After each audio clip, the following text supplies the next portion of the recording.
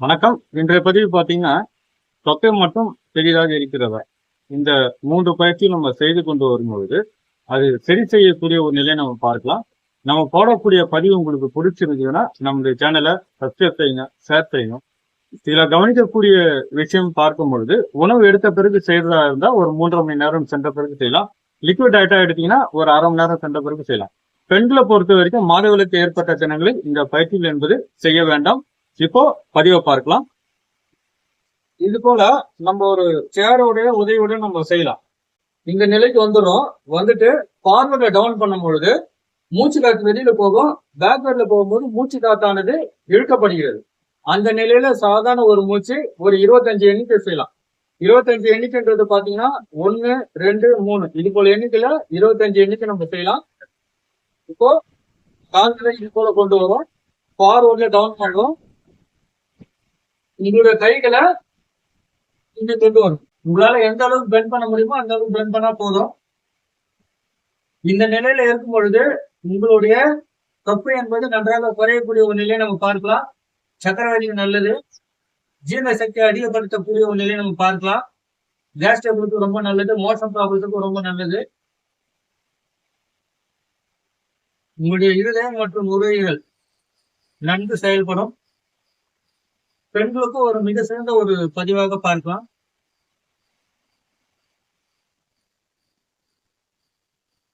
இப்போ நம்ம இரண்டாவது பதிவு பார்க்கலாம். இது போல வந்துட்டு கால்களை சற்று அகட்டி வைக்கிறோம். வச்சுட்டு ஃபார்வர்ட்ல டவுன் பண்றோம். ஃபார்வர்ட்ல டவுன் பண்ணும் பொழுது மூச்சு காற்று வெளியில போகும். பேக்வர்ட்ல வரும்போது மூச்சு காத்தானது இழுக்கப்படுகிறது. அந்த நிலையில சாதாரண ஒரு மூச்சு ஒரு 25 எண்ணிக்கை. கைகளை இப்படி கொண்டு வரோம்.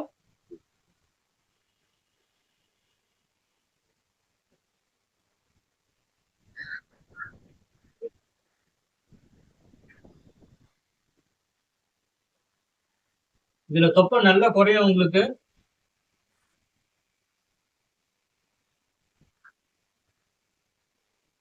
உங்களுடைய கை கொழுப்பும் குறையும். தொடையில் இருக்கின்ற கொழுப்பும் குறையக்கூடிய ஒரு நிலையை நம்ம பார்க்கலாம்.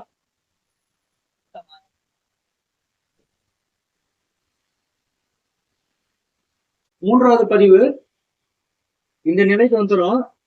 இந்த நிலைக்கு வந்துட்டு உங்களுடைய கைகளை இங்க கொண்டு வந்துட்டு இதுல மேல ரைஸ் பண்ணும்பொழுது இங்க மூச்சு காற்று இழுப்போம். டவுன் பண்ணும்போது மூச்சு காற்று வெளியில வரும். இந்த நிலையில சாதாரண ஒரு மூச்சு, அதாவது இந்த நிலையில சாதாரண ஒரு மூச்சு ஒரு 25 எண்ணிக்கை நம்ம நிறுத்தலாம். இதுல செய்யும் பொழுது உங்களுடைய முதுகுக்கு ரொம்ப நல்லது. நுரையீரல் மற்றும் இருதயம் நன்கு செயல்படும். தொப்பை நல்லா குறையும். சக்கரவதிக்கு ரொம்ப நல்லது.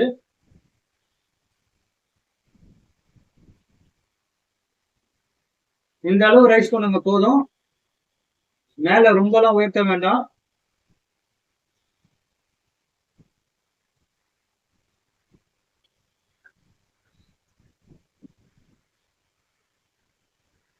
இந்த ஆசனத்துடைய பெயர் வந்து புஜங்காசனம். அதாவது ஒரு நல்ல பாம்பு படம் எடுக்கின்ற தோற்றத்தில் இருப்பதனால இதற்கு இந்த பெயரும் பார்க்கலாம். இந்த ஆசனம் செய்வதனால உங்களுடைய கையில் இருக்கின்ற கொழுப்பும் குறைகிறது பார்க்கலாம். அதே போல உடல் பருமன் நன்றாக குறையக்கூடிய ஒரு நிலையை நம்ம பார்க்கலாம். பெண்களுக்கும் ஒரு மிக சிறந்த ஒரு பதிவு இது.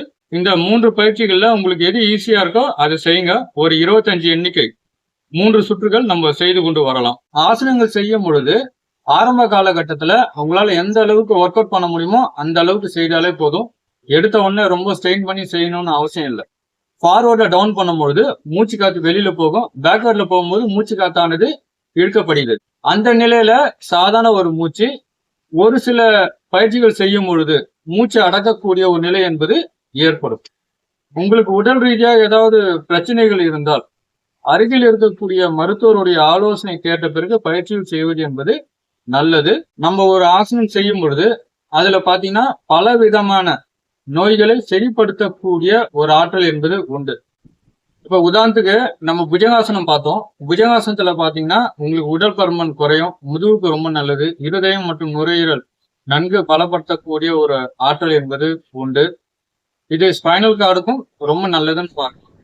இது போல நம்ம ஒரு ஆசனத்துல பார்க்கும் பொழுதே உங்களுக்கு பல விதமான நன்மைகள் என்பது கண்டிப்பா கிடைக்கும். அதனால எந்த ஆசனம் செய்தாலும் அதற்குண்டான நன்மைகளை தெரிந்து கொண்டு செய்வது என்பது நல்லது. எத்தனை எண்ணிக்கை செய்யப்பட வேண்டும், எத்தனை சுற்றுகள் செய்யப்பட வேண்டும். அதே போல ஒரு ஆசனம் செய்யும் பொழுது யாராவது செய்யக்கூடாதுன்னு தெரிஞ்சிருக்க வேண்டும். இப்போ ஃபார்வர்ட்ல நீங்க டவுன் பண்ணும் பொழுது ஹார்ட் ப்ராப்ளம் இருக்கு, ஐபிபி இருக்கு, ஸ்பைனல் கார்ட்ல ப்ராப்ளம் இருந்தா ஃபார்வர்ட்ல பெண்ட் பண்ணி பயிற்சிகள் என்பது செய்ய வேண்டாம். நன்றி, வணக்கம்.